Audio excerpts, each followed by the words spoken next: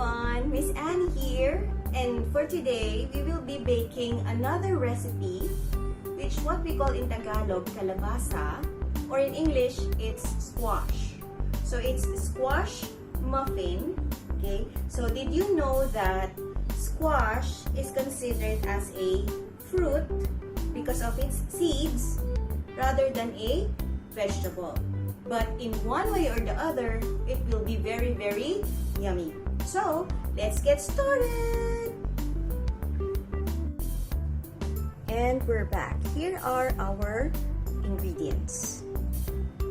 2 cups of all-purpose flour or 278 grams of all-purpose flour. 3/4 cup sugar or 141 grams of sugar. 1 1/2 teaspoon or 4 grams of cinnamon powder, 1 teaspoon of baking powder or 4 grams of baking powder, 1/2 teaspoon of baking soda or 2 grams of baking soda. We've got 2 grams or 1/2 teaspoon or 1/2 teaspoon of salt, 2 eggs,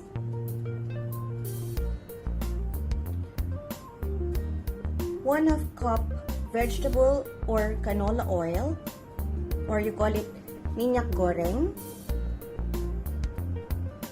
I've got 1/4 cup of milk or water. So you can use either milk or water for this recipe, but I use milk. So this one is full cream milk, or you can use UHT. And our main event for today, our main ingredient is 200 grams of squash. So you have to peel it, you have to boil it, and of course you have to mash it. And for our toppings, I've got here mazes, or you call it choco sprinkles. You can use whatever you have at home. Okay? And then let's bake. Okay. So let's start baking. Preheat your oven to 200 degrees Celsius and grease your muffin pan. Okay? So when Miss Anne says greasing, you don't need a liner. Okay? So you have to grease it with butter. Okay? With butter. All of it with butter. Grease it. And or if you have a baking spray, you can also use that if you have. But if you don't have it at home, then just use shortening or butter or margarine. Okay, so that your muffin later on will not stick. Okay, so how? So just spray. Okay, so if you have, as I've said, if you have baking spray, then you have to spray. If not, just grease it with butter. So how do you grease it? Just use a brush for it. Okay? So, see ya. And we're back. So for this recipe, I will be using 2 bowls. So the clear one and the red one. So this one for your dry ingredients, and then the other one for your wet ingredients. Okay, so first is for you to sift your dry ingredients all together. So sift the flour, baking powder, baking soda, and salt. Okay, so sift everything. So Miss, what's the use of sifting? So sifting can increase the air in your flour. Okay, so that it will not be clumped. Okay, so just sift it. Okay, sift. So I need my cup here for the sifting. Okay, just sift. Actually, I pre-sifted this. Okay, so I will sift it again. Okay, just sift it. And then another hint for another tip for you to have a good product is, you have the proper combination of everything. So I have here my flour, my baking soda, and my baking powder. Okay. And then of course, the salt. So they are already combined. Okay. So proper combination, so you have just to combine, sift everything. And also, sifting prevents unnecessary particles in your flour or in your mixture. Okay. So just combine, sift, and then set it aside. In a separate bowl, mix your wet ingredients. So, your milk, your oil,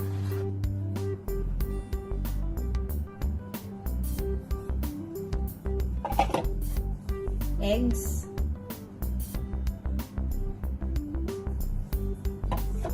so cinnamon, so that it will be dissolved, and your sugar. So the sugar, you can adjust. If you want it less sweet, then lessen the sugar, or if you want it sweeter, then you can add more. Okay, so the sweetness depends on you. Okay. And then stir, combine everything, your wet ingredients together with your cinnamon. Okay. Just combine, mix until the sugar is dissolved. Okay, until the sugar is dissolved.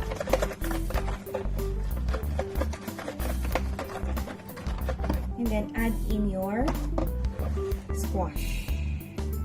Okay, add in your squash.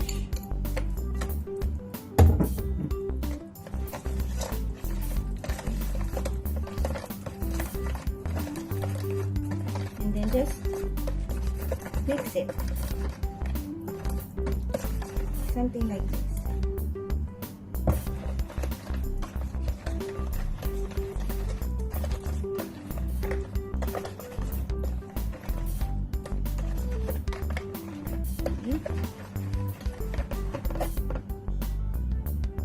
So after mixing, if it's all incorporated like this, add your dry ingredients slowly, and then in between you can mix. You can mix using your whisk or using your spatula.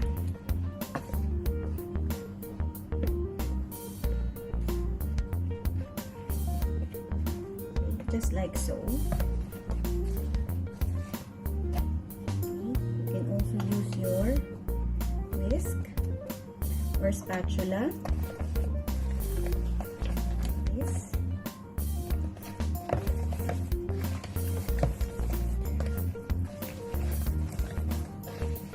So, Miss, for example, I want more cinnamon. You can add more cinnamon until 2 teaspoons of cinnamon.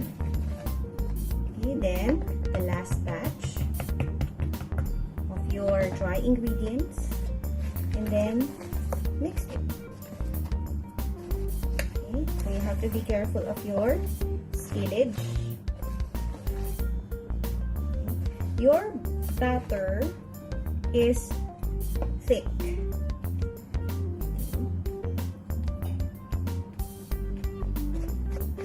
a bit thicker than usual. Okay, so this one is squash is considered more on, as I've said, more on fruits. Okay.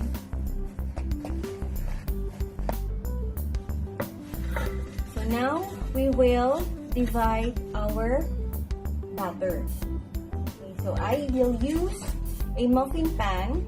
So this is consists of 12 holes.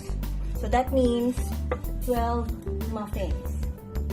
So means, for example, I don't have this. So you can use 9.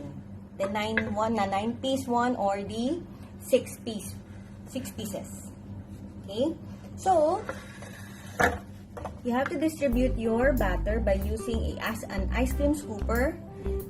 However, if you don't have this, then you can just use your cups or a spoon, an ordinary spoon. But the thing is, the key to this is a properly greased muffin pan, so that later it will not be hard for you to take your muffins out.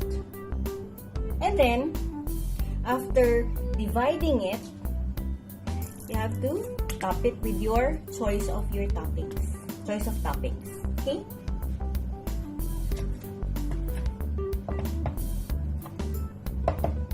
Fill it in 3 forks. And then don't forget to preheat your oven at 200 degrees Celsius.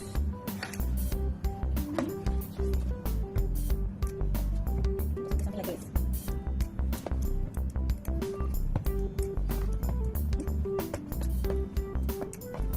It looks easier and faster if you will use an ice cream scooper.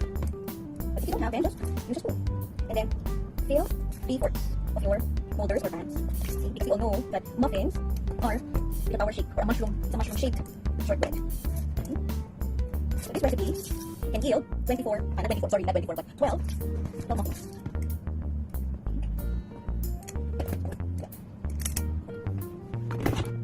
You have to tap it. This. And then your choice of toppings. It can be a combination, or for example only chocolate. It's up to you. Make it colorful, or a combination. So make your creativity come alive. If for example I want nuts, almond nuts, it's okay. That will be very yummy as well. But if you don't have almond nuts, it's also okay, no problem. The most important thing is you're trying this recipe at the moment, okay, and then you enjoy doing it. So I am having it in combination, so the colorful ones, to make our lives a little bit more colorful. Okay. And this one, just sprinkle it. If for example I will use another topping, it's okay, no problem. If you're happy, then go for it. Okay, as long as you're happy, and as long as you're doing the right thing, then I guess there's no problem. And my muffins are ready. Here it is. Okay. So I will be baking this for 15 to 20 minutes, but this depends on your oven. So you have to check it after 15 minutes, so toothpick test. Okay, so this will go in my 200 or preheated oven at 200 degrees Celsius. See you later. And we're back. Of baking. So this is the muffins from the oven, and the aroma of the cinnamon and the chocolate toppings It's infused together. It smells like very, very fragrant. And the moment that we are waiting for is the taste test. Okay, so we'll have it in a while. And I got one. Okay, the toppings. You got sprinkles, the mazes, and the rainbow mazes. Okay, so I will. It's very hot. Let's taste it. Let's look at the inside. So it is soft. Okay, it's soft actually. And then look at the inside of it. Okay.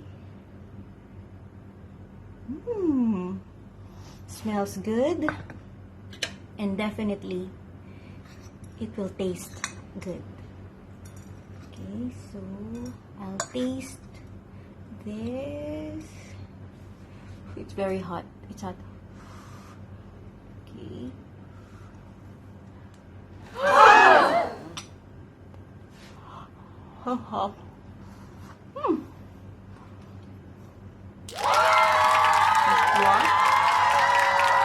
The fiber, the sweetness, and the saltiness all in one. Try it and hope you like it. Bye. God bless.